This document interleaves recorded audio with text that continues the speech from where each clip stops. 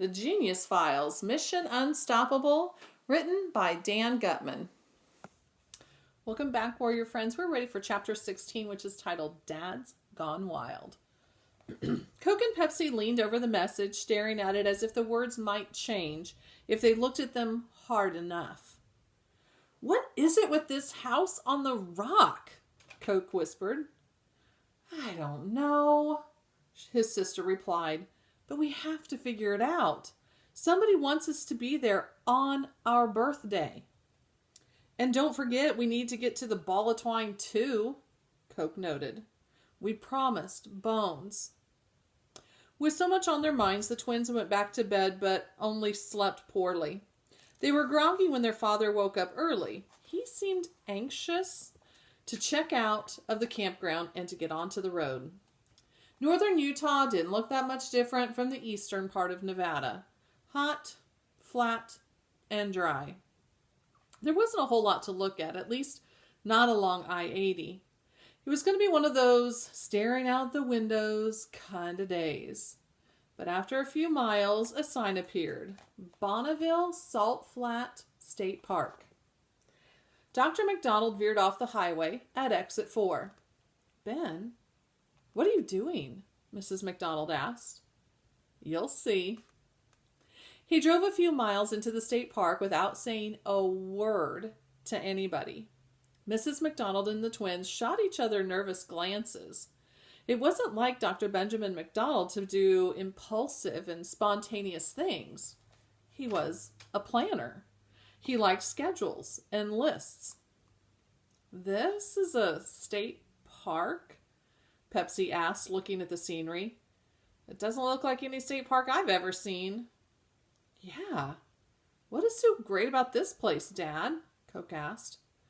"There's lots cooler state parks that we could go to. This place looks like a whole lot of nothing." "A lot of salt?" Mrs. McDonald added. "That's exactly what it is," Dr. McDonald agreed, smiling as he pulled off of the access road and out onto the white salt flat itself. 30,000 acres of salt. Nothing but salt. "And we came here for what reason?" Pepsi asked. "Do you have a sodium deficiency in your diet, Dad?" Coke asked. "Look around you," Dr. McDonald told his family. "It is so flat here that you can almost see the curvature of the earth. It's so barren that even the simplest forms of life can't survive. It's like another planet, an alien world of potassium, magnesium, lithium, and sodium chloride." The twins looked at each other. There was a good chance that their father had lost his marbles.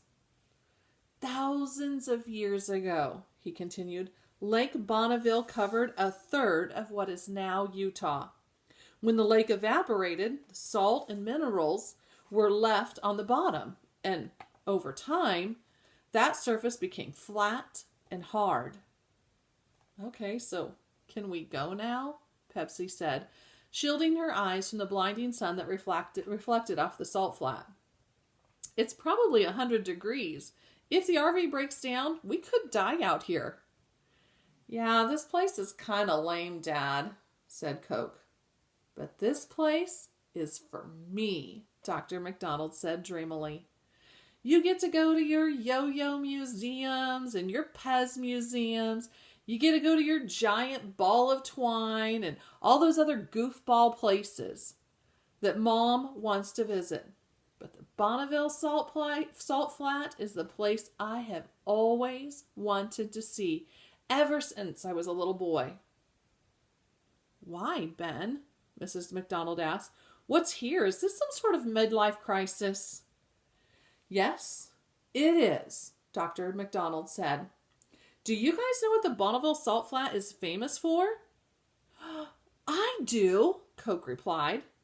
Of course, Coke knew all about the Bonneville Salt Flats from some Saturday morning TV special he had seen years earlier, and he remembered every detail.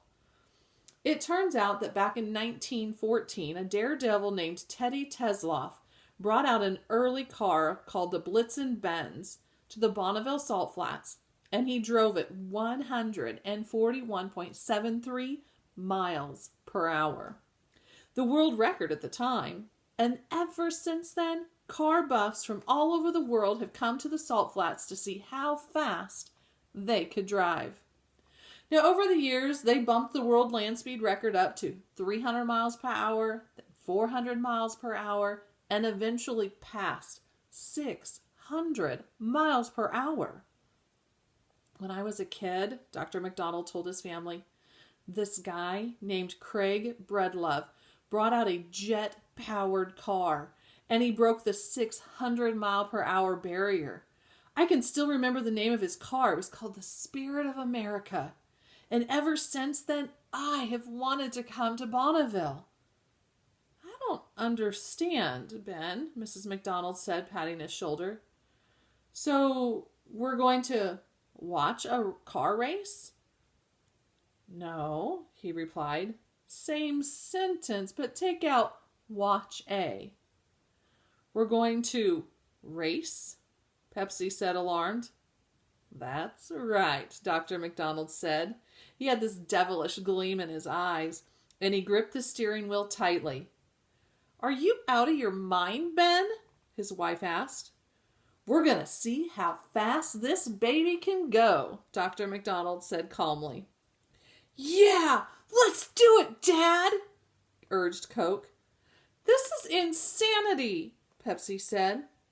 It's a recreational vehicle, Ben, Mrs. McDonald said urgently. An RV is not designed for racing. Going fast is one of man's most primal desires, Dr. McDonald said, staring out at the salt flat ahead of him. This may be my only chance to ever do this, so fasten your seat belts.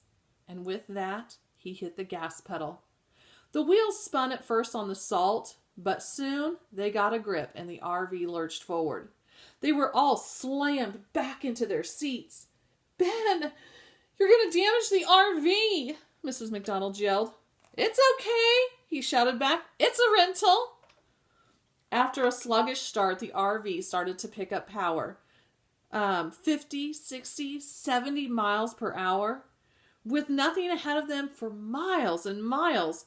With Dr. McDonald didn't have to worry about any roads or stop signs or guardrails or traffic lights or pedestrians or police cars. He could press the gas pedal hard against the floor. I've wanted to do this my whole life, he yelled. 80, 90, 100 miles per hour. It was bumpy and everything was vibrating. The plates in the little kitchen were rattling. Woo-hoo! Coke shouted. Put the pedal to the metal, Dad! Burn rubber! Slow down, Dad, Pepsi said, gripping the armrest tightly. That's enough, Ben, Mrs. McDonald shouted. You prove your point. We get it. It goes fast. But it wasn't enough.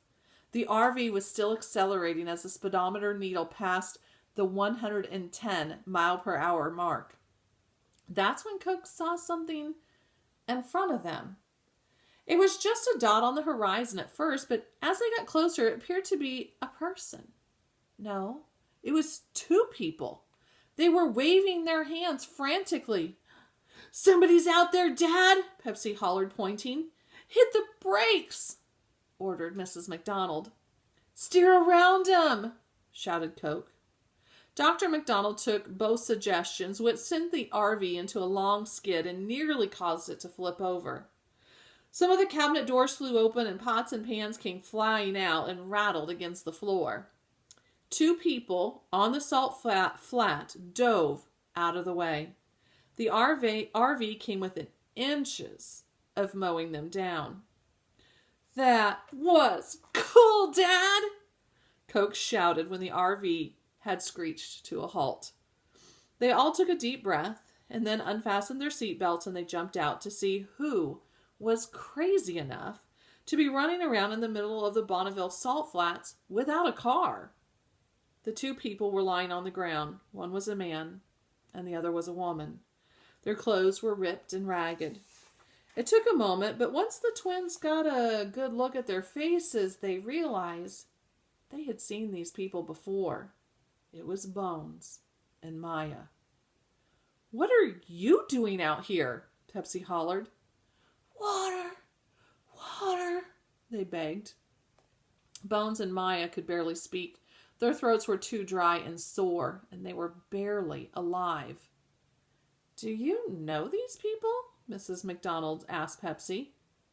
"No," Pepsi lied. "Of course not. Why would you think that?" "Well, you just said, 'What are you doing out here?'" Mrs. McDonald explains. "That sounds like you're talking to somebody that you've met before." No, Mom," Coke explained. "She didn't say, 'What are you doing out here?' She said, 'What are you doing out here?' There's a big difference. It all depends on which word you emphasize, see?" "I've never met these people in my life," Pepsi lied. She had to. She had been sworn to secrecy. Dr. McDonald poured water over Bones and Maya's faces. Mrs. McDonald helped them up, and she brought them into the RV where it was shady and air-conditioned. Bones put a finger to his lips to let the twins know that they were not to tell their parents who they were. Mrs. McDonald made them some instant oatmeal, and after Dr. McDonald checked out the tires to make sure that there wasn't any damage after their little sprint, he tried to get Bones and Maya to explain why in the world they were wandering around the Bonneville salt flats with no food or water. They pretended that it was too painful to speak and just pantomimed that they would be okay. "Well, we'll take you to the nearest gas station," Dr. McDonald finally said. "Thank you," Maya croaked out, looking up from the oatmeal. In the back of the RV, Pepsi took out her notepad.